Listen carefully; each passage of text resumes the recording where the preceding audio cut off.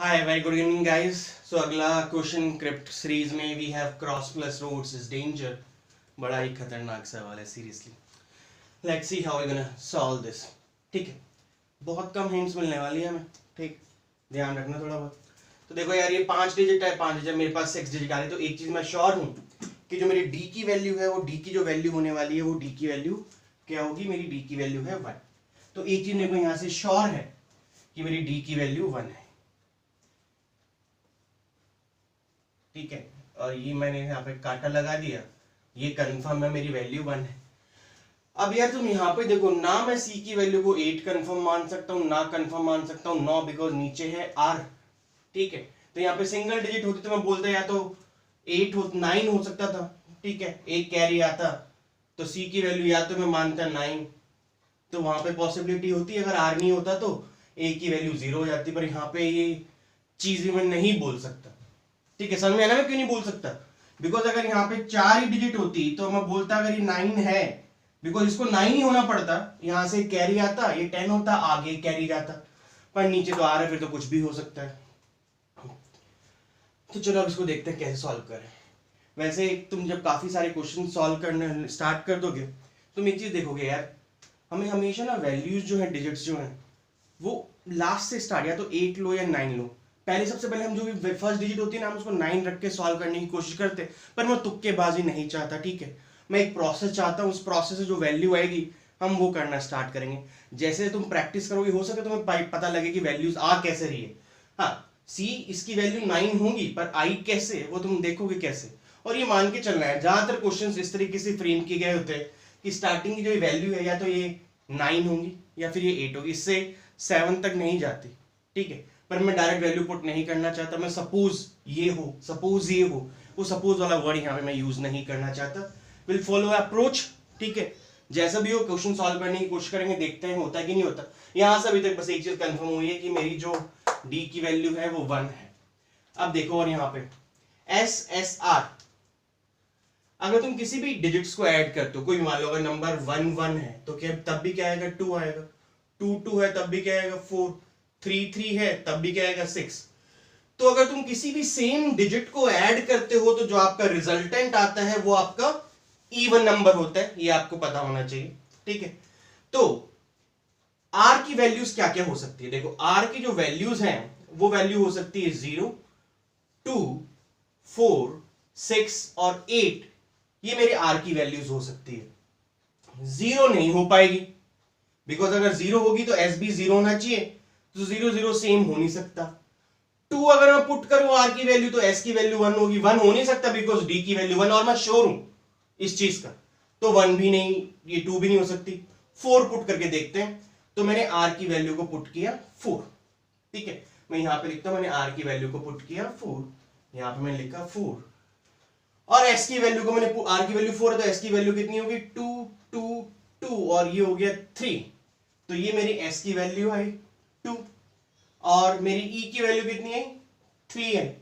ये सारी जब मेरे पास बचा क्या? मेरे पास तो बस ये सेट ही बचा है, और सी की वैल्यू. हाँ, दिखने में जितना आसान है उतना आसान है नहीं ये क्वेश्चन. अब चलो मैं इस बात करते हैं. तो मेरे पास ये वैल्यू निकल के आ गई, यहाँ पे आया आर. अब तुम्हें ये पता होना चाहिए जो ये ए है ये डेफिनेटली 2 डिजिट नंबर है, तभी यहाँ पे कैरी आया होगा. ठीक है, तो हम ये देखते हैं कि यार सी की क्या क्या वैल्यू पॉसिबल है. स्टार्ट करते हैं, बिकॉज यहां से कैरी जनरेट होगा. सी जो है क्या क्या आ सकता है, पहले मैं वो चीजें लिख लेता हूं कि जब आर की वैल्यू 4 है, यानी एस की वैल्यू मैंने 2 मानी है, तो क्या क्या पॉसिबिलिटी हो सकती है. चलो ये करके देखते हैं. तो सी क्या क्या हो सकता है. देखो, सी क्या मेरा 4 हो सकता है. देखो, 4 + 4 करूंगा 9 आएगा, आगे कैरी नहीं आ सकता. और अगर इसको 4 + 4 8 होगा, और इधर से कैरी भी आया तब भी मेरा 4 नहीं हो सकता. लेकिन अगर मैं सी को 5 पुट करता हूं, और 5 + 4 वैसे तो 9 है, पर अगर यहां से एक कैरी आएगा तो सी 5 + 4 ए की वैल्यू 10 हो जाएगी, तो एक इधर से कैरी चला जाएगा. तो इसकी वैल्यू 5 हो सकती है, 6 हो सकती है, 7 हो सकती है, और 8 भी हो सकती है, और 9 भी हो सकती है. अब हम देखते हैं क्या क्या वैल्यूज कैसे कैसे नहीं होगी, या होगी तो क्या होगा. तो आर की वैल्यू 4 पे सी की ये वैल्यूज अभी तो है. अब हमारे यहां से कटेंगी वैल्यूज. कैसे कटेंगी वो देखो. मान लो सी में 5 मानता हूं, और ये 5 तभी पॉसिबल होगा जब वहां से कैरी आया होगा, ठीक है, यहां से कैरी होगा +1 तभी ये पॉसिबल है। तो मैंने चलो स्टार्टिंग माना कि सी की वैल्यू 5 है, तो 5 + 4 एक कैरी, ए की वैल्यू कितनी आ गई मेरी 0। तो अगर मैं ए यहां पे 0 पुट करता हूं, O + 0 G ये नहीं हो सकता, बिकॉज O + 0 तो O ही होना चाहिए, G कहां से आ गया। और यहां से ये कैरी पॉसिबल नहीं है, बिकॉज यहां पे 2 है, यहां पे 1 है, तो यहां से जब कैरी नहीं आ रहा तो O + 0 तो मेरा O ही आना चाहिए, G नहीं आ सकता। तो इससे मेरे को ये चीज श्योर है कि जो मेरी C की वैल्यू है वो 5 नहीं हो सकती, नॉर्मल तो हो ही नहीं रही, कैरी होके भी नहीं हो रहा, ठीक है। तो C की वैल्यू 5 मैं हटा चुका हूं, हट गई, नहीं हो सकता। अब मैं 6 की बात करता हूं, अगर मैं इसको 6 पुट करूं, 6 + 4 हो जाएगा 10, ए की वैल्यू हो जाएगी 0। मैंने दोबारा बताया ए 0 पॉसिबल नहीं है, बिकॉज यहां से कैरी नहीं आ रही, और अगर यहां से कैरी नहीं आ रही, O + 0 O ही होना चाहिए था, पर ये G है, ठीक है। तो ये 6 नहीं हो सकता। और मान लो अगर यहां से कैरी भी आता है, 6 + 4 10, 10 और एक कैरी है, ए की वैल्यू 11, ए की वैल्यू 1, बहुत डी को असाइन कर चुका हूं, तो 6 भी पॉसिबल नहीं है किसी भी एंगल से। अगली वैल्यू आई 7, 7 + 4 अगर मैं करूं 11, 1 पॉसिबल नहीं है, डी को दे दिया। अगर एक कैरी भी है तो ए की वैल्यू 2 होती, 2 ऑलरेडी मैं इसको दे चुका हूं, तो मेरा ये 7 भी पॉसिबल नहीं है। 8 अगर मैं पुट करता हूं, 8 + 4 होगा 12, 2 ऑलरेडी दे चुका, नहीं हो सकता। अगर मैं मानू एक कैरी भी आया होगा तो ए की वैल्यू 3 होगी, 3 भी नहीं हो सकता, मैं ऑलरेडी दे चुका हूं, तो ये 8 भी नहीं हो सकता। 9 चेक करूं, 9 + 4 13, 3 नहीं हो सकता, बिकॉज ई की वैल्यू 3 है। और अगर एक कैरी आया होगा तो ये 4 ऑलरेडी आर को दे चुका हूं, तो ये भी पॉसिबल नहीं है। तो यानी कि जब मैं सी की कोई वैल्यू दे ही नहीं सकता, जब आर मेरा 4 है, तो यानी ये आर 4 होगा ही नहीं, यानी ये आर को 4 में ले नहीं सकता, यानी ये कुछ और वैल्यू डेफिनेटली होगी। तो ये सारी वैल्यूज मैंने हटा दी जो मैंने ली थी, ठीक है। हम दोबारा उस पोजीशन पे आ चुके हैं जब मेरे को पता है कि सिर्फ ए की वैल्यू है, डी की वैल्यू है। पर हाँ, क्या नहीं हो सकता वो ज्यादा इंपॉर्टेंट है, वो मेरे को पता लग गया। आर की वैल्यू 0, 2, 4 नहीं हो सकती, आर की वैल्यू 6 पे ट्राई करते हैं। तो मैंने आर को लिया 6, तो ये हो गया 3, ये हो गया 3, ये हो गया 3, ये हो गया 4, यहां पे मैंने लिखा 6 और ये 6। तो मैं ये वैल्यूज पुट अप करता हूं। ये एस की वैल्यू है, आर की वैल्यू कितनी है 6 है, ई की वैल्यू कितनी आई 4 आई, और कुछ वैल्यू नहीं। चलो अब ये ट्राई करते हैं, कुछ और वैल्यूज कहीं तो मिस नहीं हुई है, ठीक है। अब मेरे को वही बताओ सी की क्या क्या वैल्यूज हो सकती हैं। देखो सी 3 मैंने दे चुका हूं, 4 मैं दे चुका हूं, 2 हो नहीं सकता बिकॉज कैरी आएगा, तब भी बचा मेरे पास 5 बचा, 7 बचा, 8 बचा और 9 बचा। ये चेक करते हैं। अगर मैं इसकी वैल्यू को 5 पुट करूं, 6 + 5 कितना होगा 11, 1 आएगा, तो 1 तो ऑलरेडी हो चुका है, तो 1 पॉसिबल नहीं है। अगर मैं ये बोलूं यहां से कैरी है तो ए की वैल्यू कितनी हो जाएगी 2।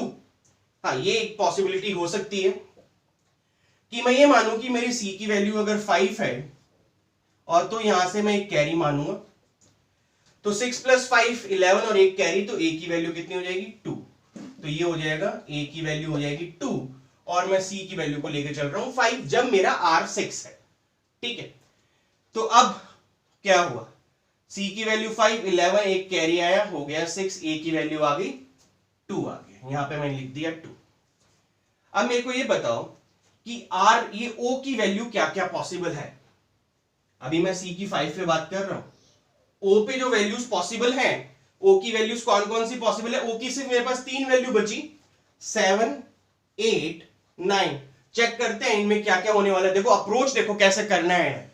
ओ मेरे पास 7, 8, 9 हो सकता है। अगर मैं यहां पे 7 पुट करता हूं तो 7, 6 तो 13 हो जाएगा, 3 अगर हो जाएगा तो डेफिनेटली मैं ये कह सकता हूं कि 3 ऑलरेडी मैं इसको दे चुका हूं, तो ये नहीं हो सकता, 7 अभी नहीं। लेकिन मान लो अगर एक कैरी होता तब ये 4 होता, 4 भी ऑलरेडी दे चुका हूं, तो ओ जो है वो 7 नहीं हो सकता।